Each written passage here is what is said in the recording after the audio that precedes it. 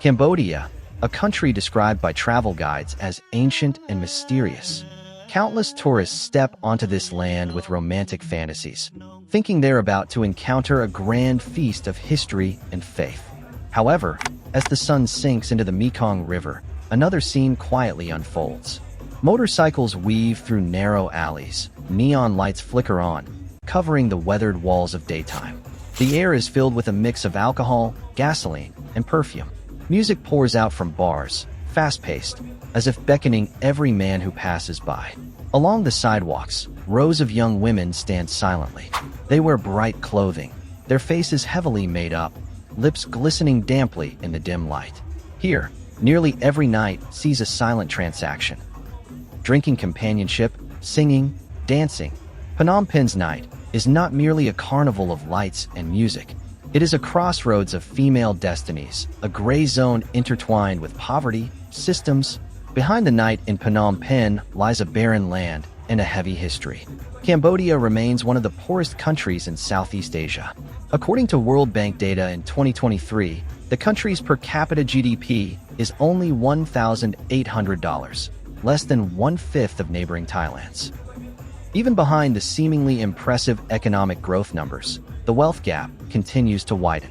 Skyscrapers rise in the city center. Cafes and boutique hotels cater to foreign tourists.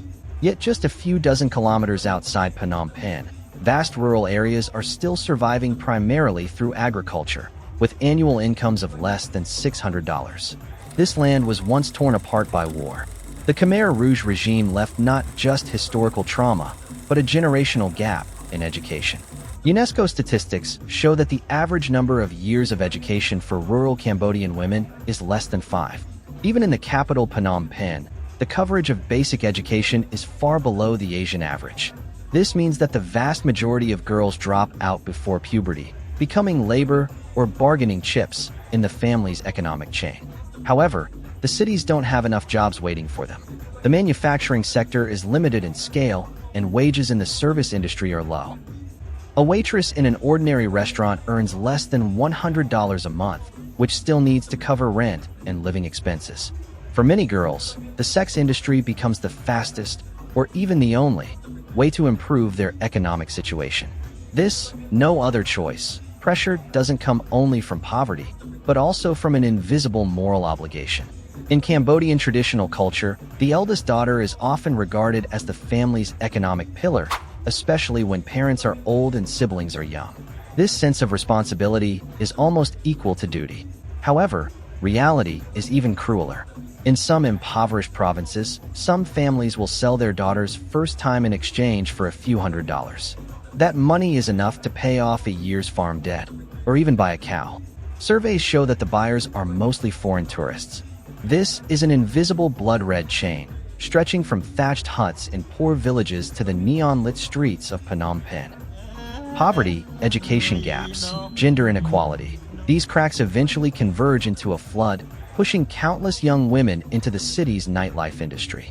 But does this path really lead them to a better life? The answer is far more complicated than imagined. On the surface, Cambodian law prohibits sexual exploitation and human trafficking. Yet on the streets of Phnom Penh, the sex industry grows wildly like weeds in a crack. Between legal texts and reality lies a vast gray zone. In 2008, in Phnom Penh, the sex industry operates under names like entertainment, karaoke, and massage, openly displaying signs. Bars, KTVs, and massage parlors are spread like a chessboard across areas such as Street 172, Bossack Lane, and the Riverside. Walking through these streets, you can see neon signs of hostess bars everywhere. English menus, cold drink promotions, karaoke song lists, all seemingly legal and harmless, until the late-night transactions quietly take place in private rooms. Why does no one intervene? The answer lies in an invisible chain of interests. According to industry insiders, a medium-sized bar needs to pay $200 to $500 per month. If taking clients out is involved, the amount is even higher. This means that a symbiotic relationship has formed between law enforcement and the industry. Public crackdowns on prostitution, but actual indulgence. This structural acquiescence allows the sex industry to expand rapidly. Estimates suggest that the number of bars and KTVs in Phnom Penh has increased by more than 30% in the past 5 years. They are not just symbols of nightlife, but part of an economic chain. Bars employ security guards, drivers, cleaners, indirectly supporting surrounding vendors. For many, this is a livelihood, not merely a porn industry. When night falls, the lights of Street 172, Bossack Lane, and the Riverside turn on, and the air of Phnom Penh begins to stir. The roar of motorcycles mixes with music, and from the bars come pop songs and laughter, unable to conceal the underlying air of ambiguity. On the roadside, rows of girls in short skirts and high heels either greet strangers or look down at their phones, waiting for men to stop. Their makeup is exquisite, but cannot hide their fatigue. Their eyes flicker under the neon, uncertain whether with hope or vigilance. Drinking, chatting, and dancing are their basic jobs. When a guest hints at going further, the girl lowers her voice and asks, "Do you want to take me out?" Prices range from $20 to several $100s, depending on looks and bargaining skills. These transactions require no words. Everyone knows the unspoken rules. Many people are quick to label them as willingly fallen, while ignoring the hardship behind it. The vast majority of sex workers come from rural areas, with poor families, many siblings, sick parents, and crushing debt. Their education is limited, they lack stable skills, and the income from legitimate jobs in the city is too low, even insufficient for rent. 19-year-old Ratha told us that after graduating from middle school, she was sent to Phnom Penh to work. She originally worked as a restaurant server, making less than $80 a month, and after deducting living expenses, barely had anything left.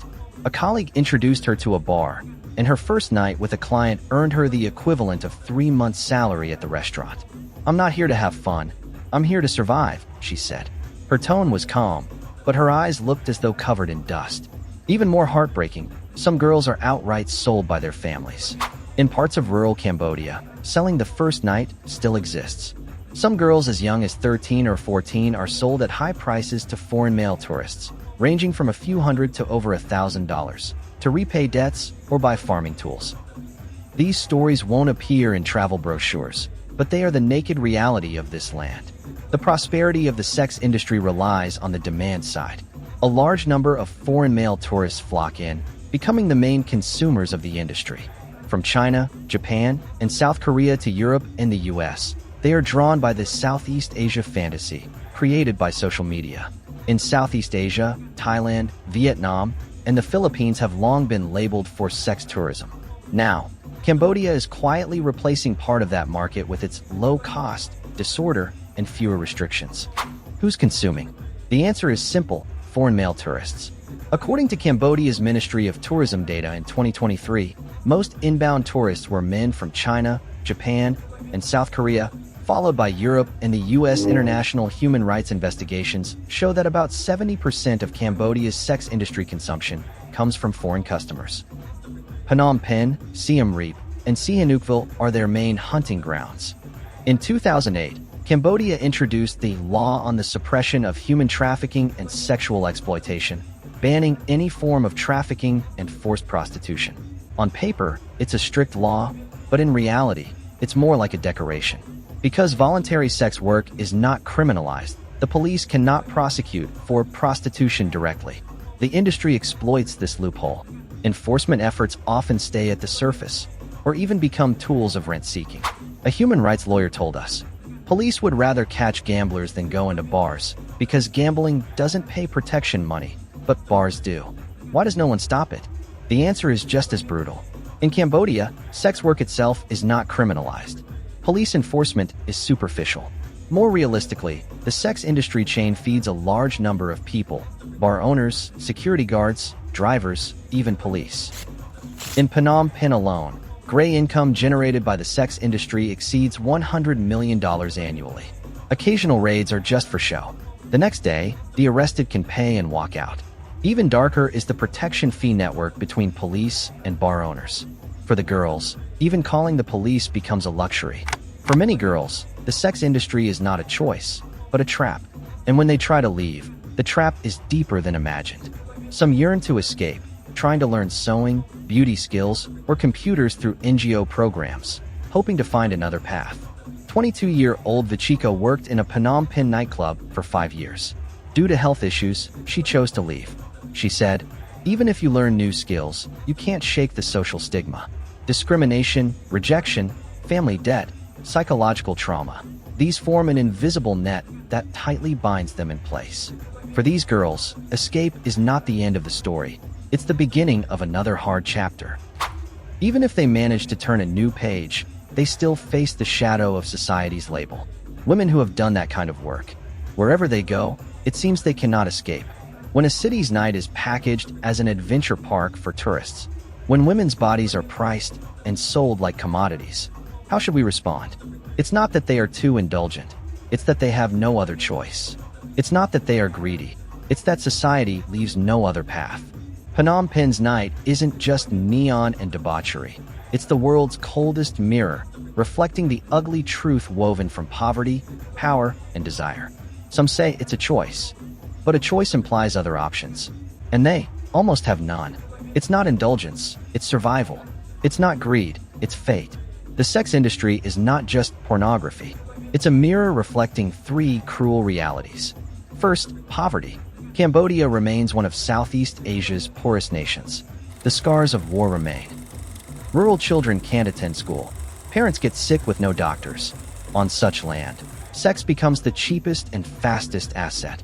Second, power and money. For foreign tourists, it's cheap pleasure. For local girls, it's a high-stakes gamble. The bodies of the poor become fantasies of the rich. Third, the silence of the system. When police collect protection fees, when laws become void, when reporting brings shame instead of safety, justice is nothing but a bitter laugh. When you see those ambiguous videos on social media, please think of the girl behind the lens. A family going hungry, a chain she can't escape. Real documentation is not voyeurism. It gives a voice to stories hidden from view. When the neon lights glow again, this city will still be bustling. But somewhere in a corner, a girl will whisper, "I want to leave." And the question is, will the world listen?